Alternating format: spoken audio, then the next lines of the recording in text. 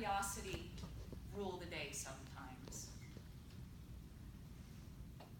I can decide what you're all thinking, or I can just be curious. Are you wondering if my hair is really purple? It really is purple, it's not the lighting. Are you wondering if I'm too old to have purple hair? I'm wondering that too. But I don't really know what you're thinking. And in lieu of not knowing what you're thinking, I'm gonna decide that you're all rooting for me, that you want me to be successful, and that I have your full support. Is that true? Sure. Oh, yeah. Yeah. Woo! Thank you. There is one person here who's a little bit nervous and a little bit worried.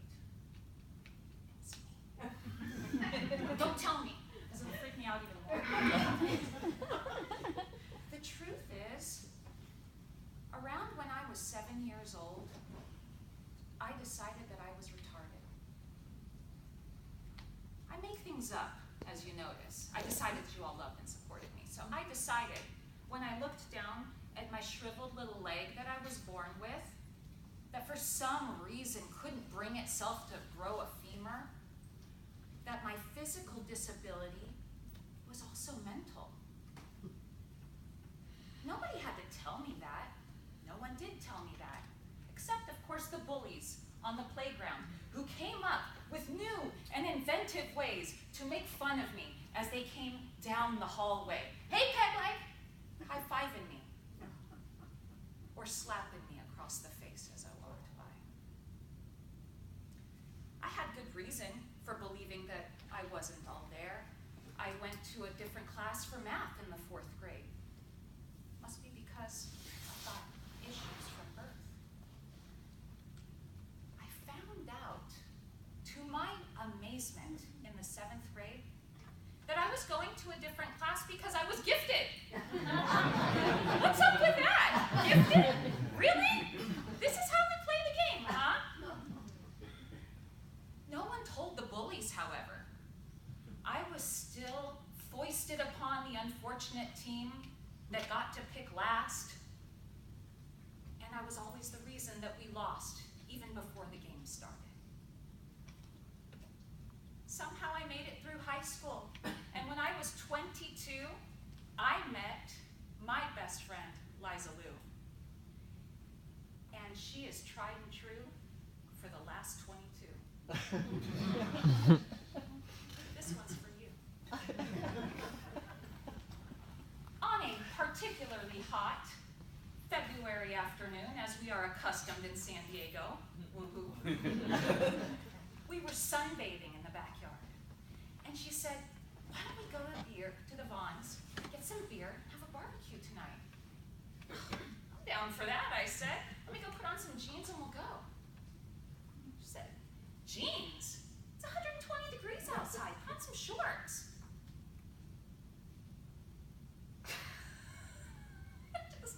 I didn't know what to say. Are you kidding me? And she looked at me, and she had such heartbreak in her eyes. And she teared up as she looked at me, and she said, girlfriend, you're probably never gonna see these people again. Be yourself. I turned around and I hopped back in the house and I wished for the very first time that I owned a pair of shorts. But I didn't. That day, however, a curiosity grew in me. A spark started. I wondered what would happen if I went to the store in shorts. What would people do? Would they mock me? Would they point and stare and go, there goes the peg leg, there goes the peg leg? Or would they be compassionate and loving? Even more interesting to me was how I would react.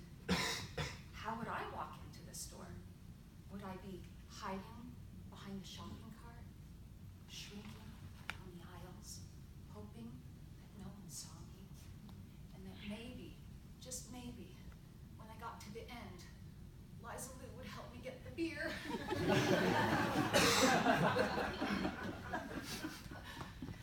Or was I going to pull myself up and walk in there, strutting and smiling and saying, hey, pasta party at my house. Who's coming? Should we get some chips? Do we need a barbecue?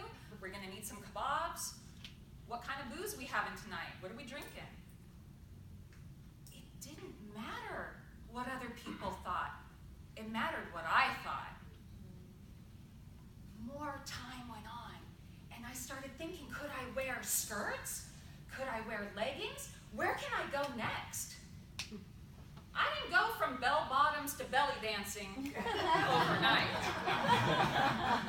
But let me tell you, I sure did. I sure did. And as I tell my story to more and more people, I realize it's not even about my leg. It's about the labels that we put on ourselves, that we let other people put on us. And the only label that matters is mine. Me.